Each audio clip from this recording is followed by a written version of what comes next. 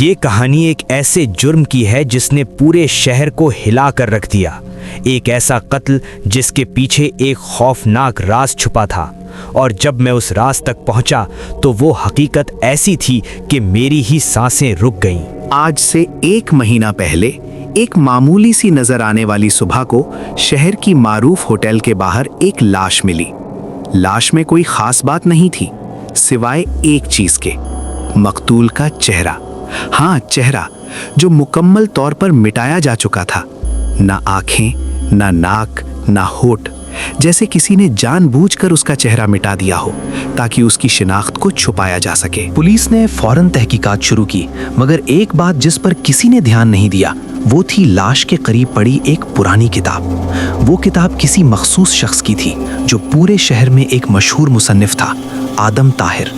وہ مصنف جس کی کتابوں میں ہمیشہ سنسنی اور خوف کی کہانیاں ہوتی تھیں، اور اس کا نام ہمیشہ ایک سائے کی طرح لوگوں کے ذہنوں میں تھا۔ اس کتاب کی تلاش نے ہمیں ایک نئی دنیا میں دھکیل دیا۔ میں نے جب آدم طاہر کا انٹرویو لیا تو وہ غیر معمولی طور پر پرسکون تھا، جیسے اسے کچھ بھی نہیں ہو رہا۔ اس کے چہرے پر ایک عجیب سی مسکراہٹ تھی جو مجھے اس کی حقیقت سے زیادہ اس کے راز کا حصہ لگ رہی تھی۔ اور پھر ایک دن میں نے وہ کتاب خود پڑھنی شروع کی۔ جیسے ہی میں نے کتاب کی پہلی صفحہ پلٹی، ایک ایسا راز سامنے آیا جس نے مجھے حیرت میں ڈال دیا۔ کتاب میں ایک منظر تھا جو بالکل اسی قتل سے ملتا جلتا تھا جس پر ہم کام کر رہے تھے۔ آدم طاہر کی کتابوں میں ایک خاص قسم کا سسپینس ہوتا تھا۔ اس کی تحریر میں ہمیشہ ایسا کچھ چھپتا تھا جس سے لگتا تھا کہ وہ نہ صرف کہانیاں لکھ رہا ہے بلکہ وہ خود بھی ایک کہانی کا حصہ ہے۔ اور جب میں نے اس کتاب کا تیسرا باب پڑھا تو مجھے احساس ہوا کہ وہ قتل محض ایک حادثہ نہیں تھا بلکہ ایک چالاک منصوبہ تھا جس کے پیچھے آدم طاہر کا ہاتھ تھا۔ تو کیا وہ خود قاتل تھا یا پھر اس کے پیچھے کوئی اور تھا؟ تحقیقات میں یہ سوالات بہت سنگین بن گئے، لیکن میں نے فیصلہ کیا کہ میں اسے سچ تک لے جاؤں گا چاہے کچھ بھی ہو۔ اور پھر ایک دن ایک ایسا لمحہ آیا جب مجھے وہ راز جاننے کا موقع ملا۔ وہ کتاب، وہ قتل اور وہ شبیہ جسے ہم سمجھنے کی کوشش کر رہے تھے، یہ سب کچھ آپ کو اس بات کا اشارہ دے رہا تھا کہ آدم طاہر جو ایک مصنف تھا، دراصل ایک نہ ختم ہونے والے کھیل کا حصہ تھا جس میں وہ خود بھی نہیں جانتا تھا کہ اس کی تحریر اور حقیقت میں کیا فرق ہے۔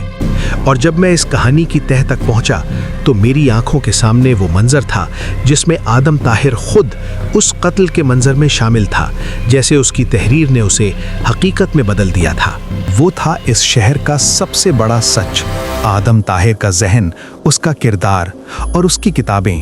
یہ سب کچھ ایک سیریل کلر کے طور پر اس کی زندگی کے سائے میں تبدیل ہو گیا تھا۔ اور میں جو کہانی آپ کو سنا رہا ہوں وہ صرف ایک رپورٹ نہیں بلکہ وہ گواہی ہے جس نے اس شہر کو بدلے ہوئے قوانین کا سامنا کرایا۔ تو آپ ہی بتائیں، کیا وہ خود قاتل تھا یا وہ صرف ایک کمزور انسان تھا جس نے اپنے کمرے میں چھپے ہوئے خوف کو حقیقت بننے دیا؟ اور کیا ہم اس حقیقت کو کبھی جان پائیں گے؟ ایک ایسی کہانی ہے جو اپنے سنسنی خیز پلوں اور گہرے رازوں کے ساتھ سامعین کو ایک نہ ختم ہونے والی معمہ کی طرف دھکیل دیتی ہے۔ یہ کہانی یقیناً آپ کی آنکھوں کے سامنے اس انکشاف کی طرف لے جائے گی جس میں سچ اور جھوٹ کی سرحدیں دھندلی پڑ جاتی ہیں۔ آخری سوال، آپ تیار ہیں اس کہانی کے ختم ہونے کا انتظار کرنے کے لیے؟